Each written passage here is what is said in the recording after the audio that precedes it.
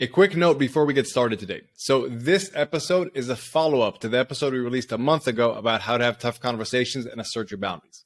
The reason we split them up and didn't do them one after the other was because of the holidays, and we wanted to put out an episode that was specifically practical for the holiday time. So if you haven't listened to the previous episode that we released a month ago about how to have tough conversations and assert your boundaries, please do this first, and then this episode will make a lot more sense. Aside from that, enjoy the pod. Welcome to today's episode, guys. Today is going to be a follow-up of the previous episode we did around boundaries and tough conversations, because after we recorded the pod, some people reached out to me. I'm assuming some people also reached out to you. People had questions. And I also actually had some insights myself. I ran the Legion, which is the ongoing support program of the Arena, through a workshop about the relationship stuff and the frameworks. And from that workshop, I also realized that I think I missed the one biggest thing in all this framework. So what we're going to do today is first bring that up, what I actually think is the most crucial thing that without it, all this stuff doesn't work. And then I want to dive deeper into the conversation. What Emil, you brought up about the smoking incident. Somebody asked to smoke, because I explained why I did that to my wife after she listened to the podcast. And she was like, how you think is very, very different than anyone else anymore. You're weird at this regard.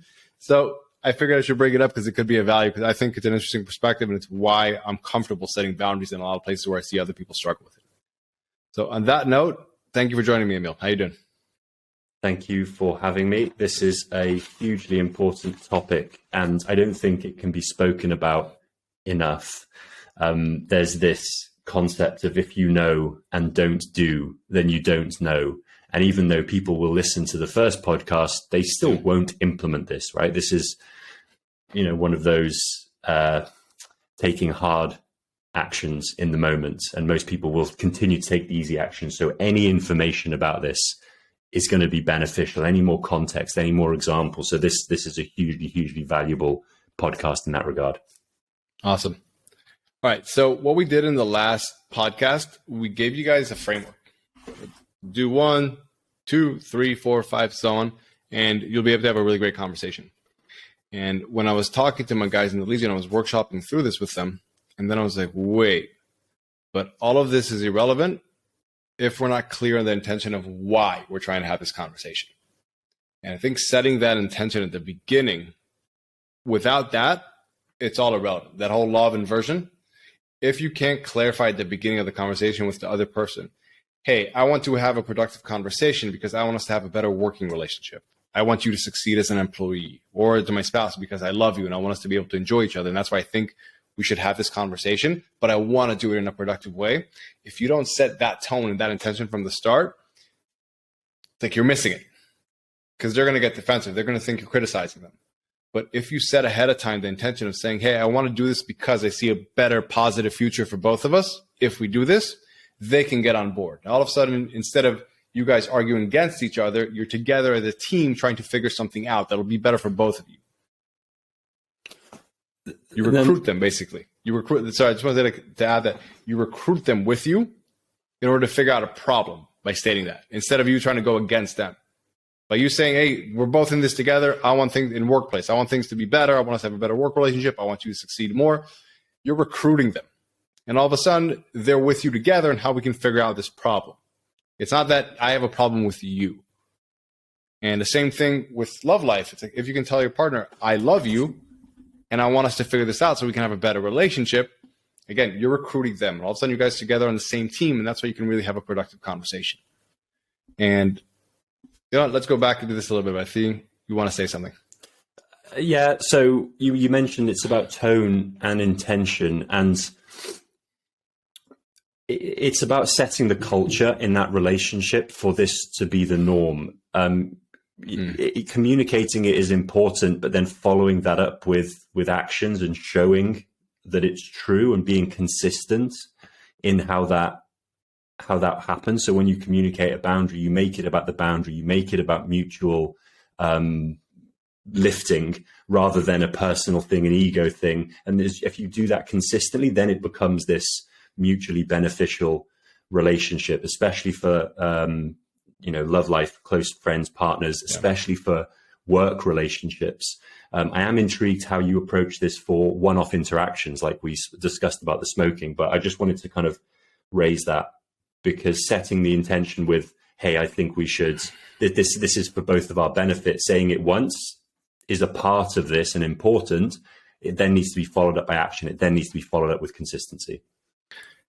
So honestly, I agree with you, but I think they're two different things.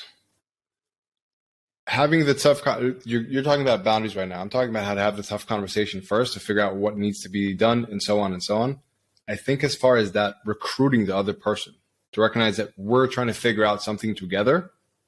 Now we're trying to assign blame, or shame or guilt. Like, it's perfectly fine to assign fault, but not from a place of shaming or guilt. Saying this is the reason why this is happening. This is the fault in the system, the mechanism, whatever you want to call it.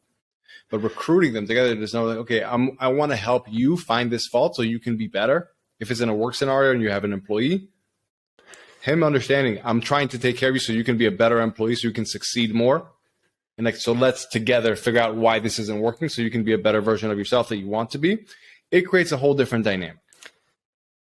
For sure. However, just saying that, first off, it's not a tough conversation to say, hey, we're both on the same side. Let's crush this together. This is everyone wants to be on the same side, right? Yeah. Yes and no.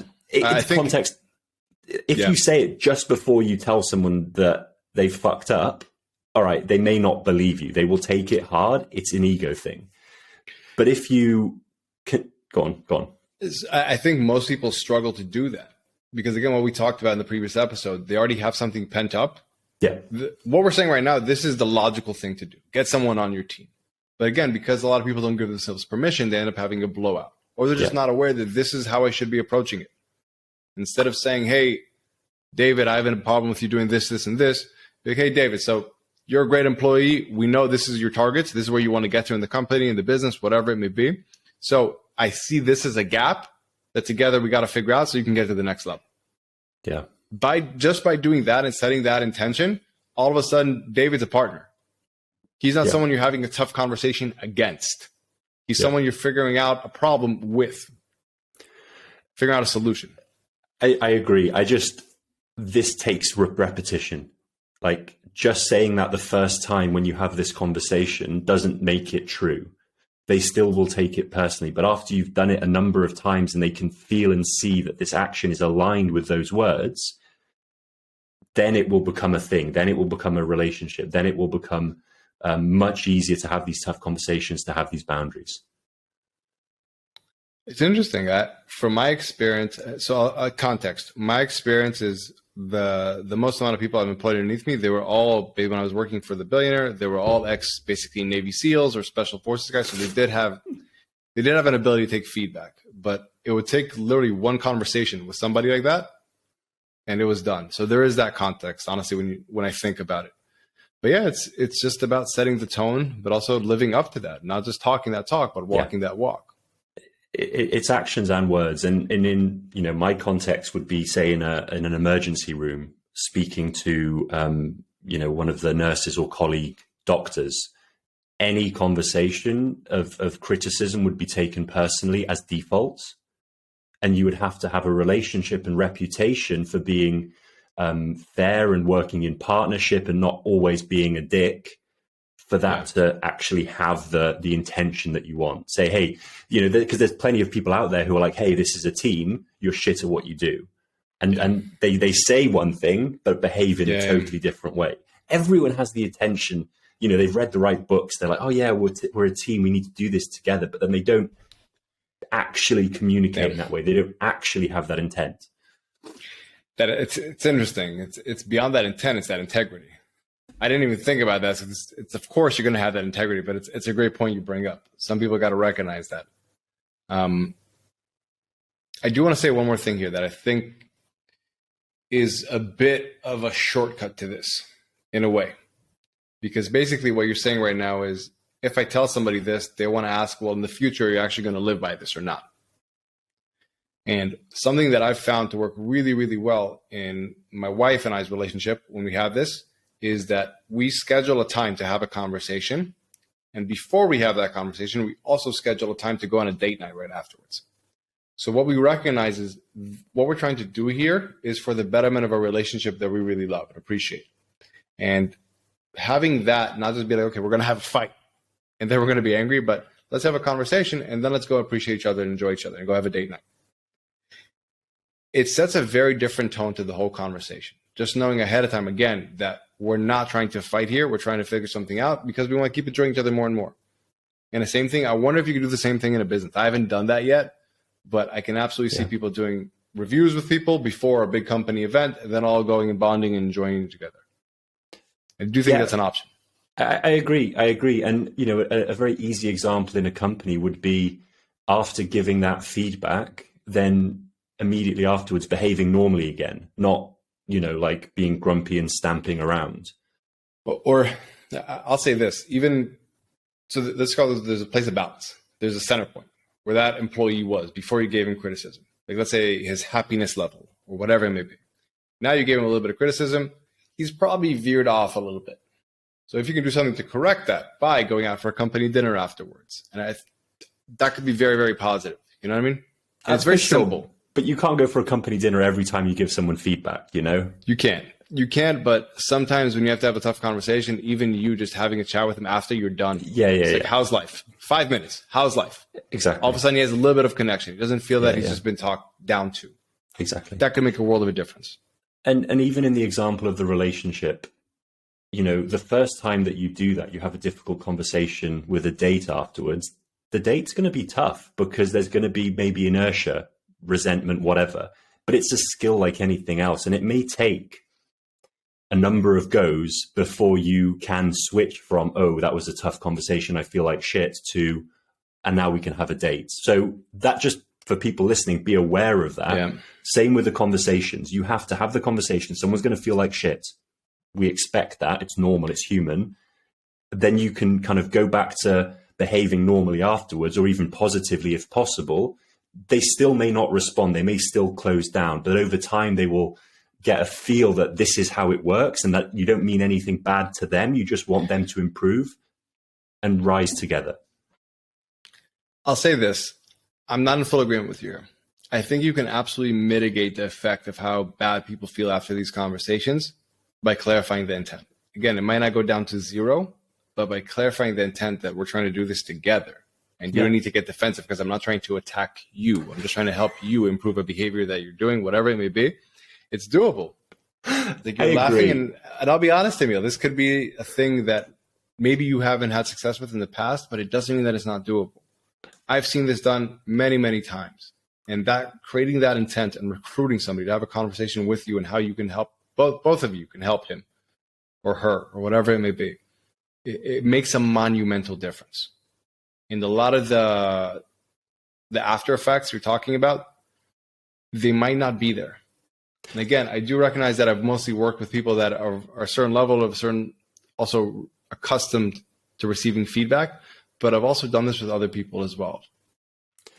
So I agree with you 100% that it is beyond possible.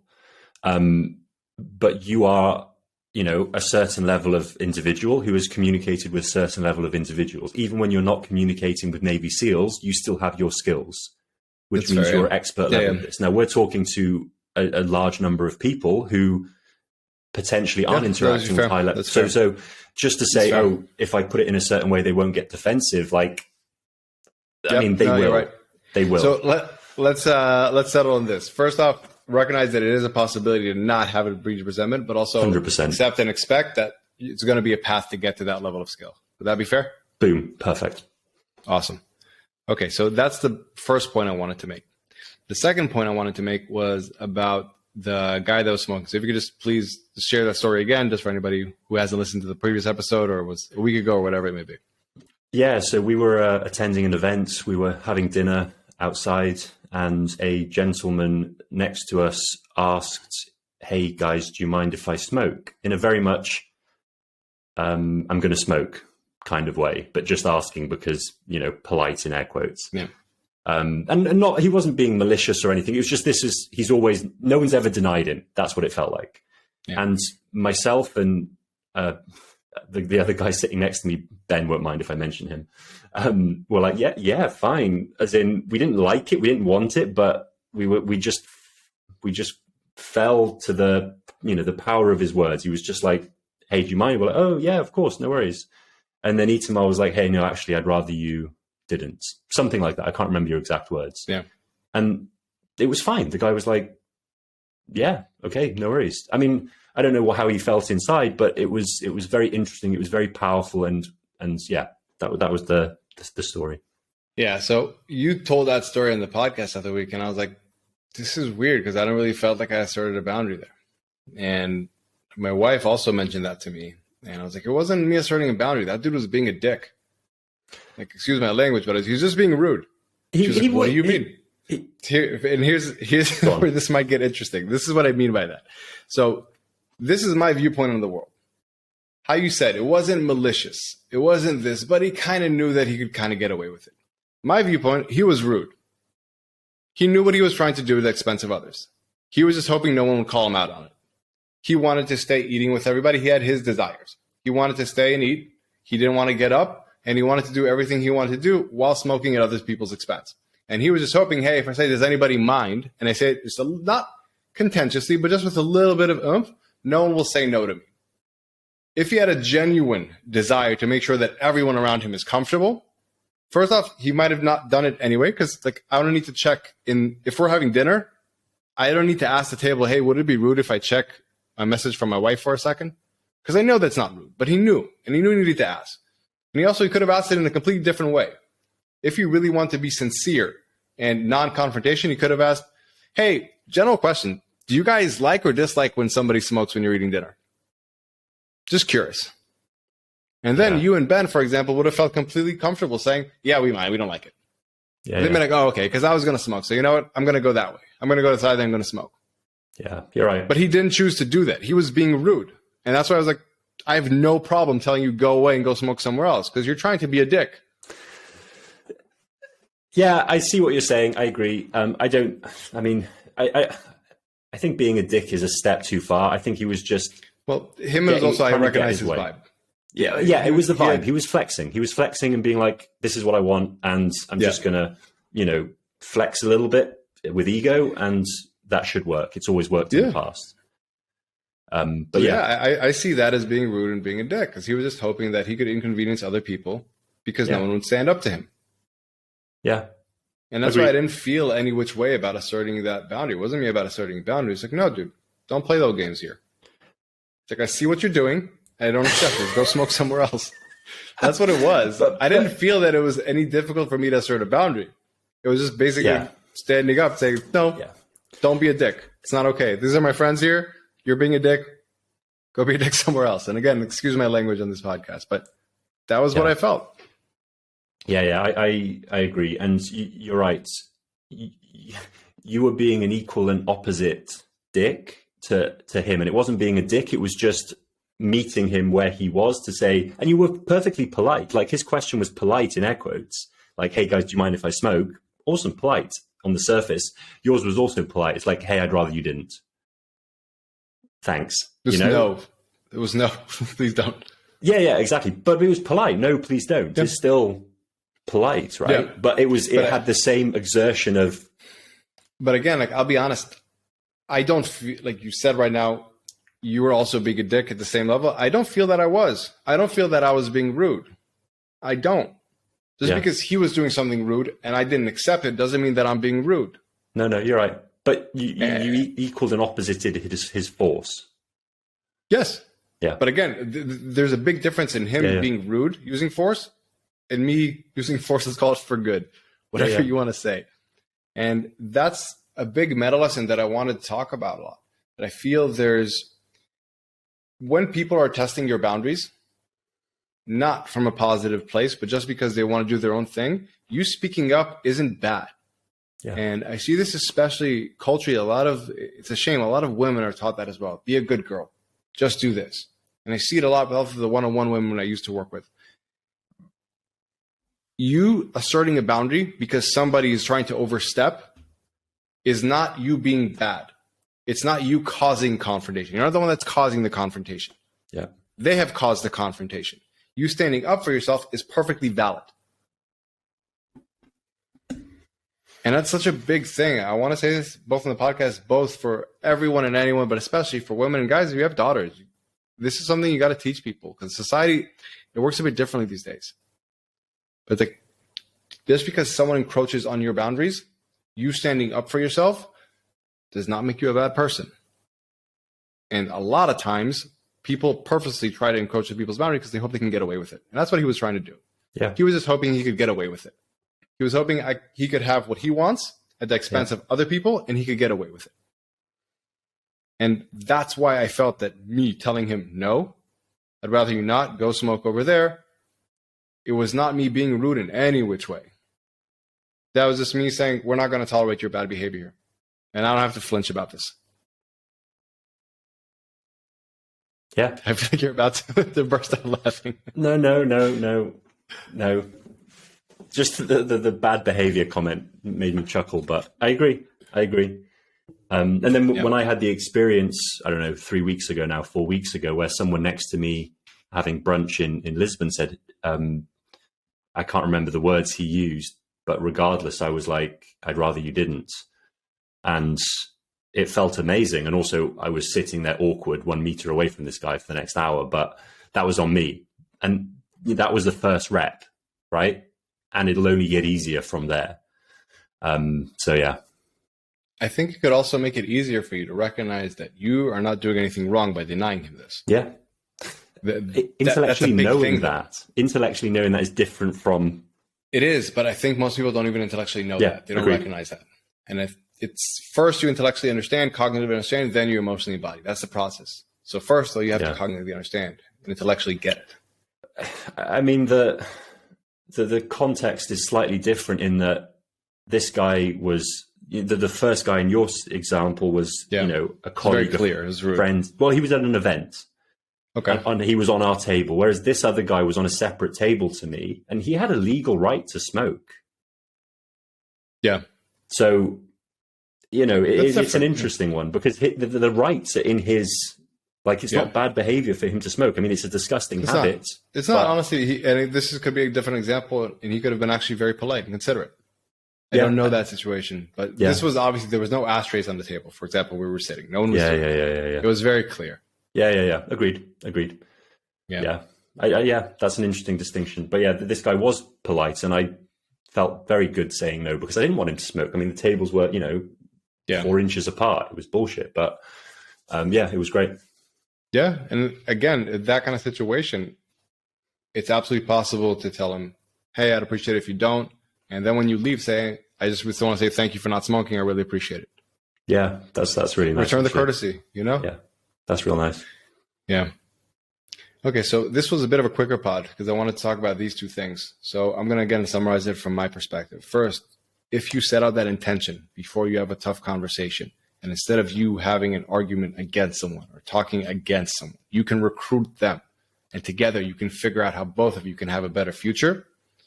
The whole dynamic changes. That's one. And number two, if people test your boundaries and you stick up for them, it does not mean that you're being rude or that you're being a bad person. It's important to recognize that. Give yourself permission. If someone is trying to test your boundaries and you say no, you didn't do anything wrong here. You weren't combative. And it's interesting, even your first reaction, you really evolved with this. You said you were kind of being a dick as well, Itamar. But I don't think that's true. I think it's a lot of times how we feel it is, but it's not what's actually true. You standing up for yourself is perfectly fine. Yeah. Just to clarify that, it wasn't that you were being a dick. It was that, and this is the point which may help other people, is if you perceive someone as being a dick and asking, can they smoke, then you have permission to equal that, even though it's not being a dick, but giving yourself permission may give you the freedom. Exactly. Yeah. Yes. Yeah. I feel like he was being a dick and I was being assertive. That was the difference. Exactly. But yeah, exactly. Cool. Do you have any last notes before we wrap this one up, man? No, I think that this is a very productive and good conversation. Again, that first point you make, it's a culture thing over time. So you'll build that relationship over time and it will improve. Yeah. And I like what you said there as well, that it's both the person conducting the relationship, that's a skill he's going to improve, and also the other person there. So you have two factors, your skill set, the person you're talking with, the skill set. You combine those, you can set your expectations accordingly. Yeah. Cool. All right. Thank you very much, guys, and we will see you on the next episode. Thanks, guys. Thank you for listening to the Emotional Fortitude podcast. Please tell a friend if you enjoyed it and found value in it. 3 last things before you go, though. If you feel like someone else with your exact skill set and abilities could be accomplishing more than you currently are, that's a mindset and emotional access issue. And here are 3 ways I'd love to help you conquer any internal limitations, go big, and win. 1. 3 Quick Ideas Tuesday newsletter. It's a weekly email with 3 quick ideas around one aspect of elite performance and how to approach it differently to get better and faster results. People say it's the most thought-provoking and impactful 2 minutes they spend in their inbox each week. It's easy to sign up to and easy to cancel, and you can sign up at itamarand.com/3ideas. 2 is the Emotional Fortitude micro course. It will help you build the emotional fortitude and confidently tackle any goal. It's the complete, nothing held back emotional fortitude system in 5 simple parts. It's all under 5 minutes each module.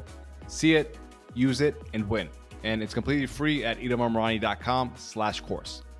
And number 3, lastly, if you want to dive in and aggressively level up, the Arena Mindset Accelerator might be for you. It's a 6-week intense sprint for entrepreneurs who are up for a dramatic transformation.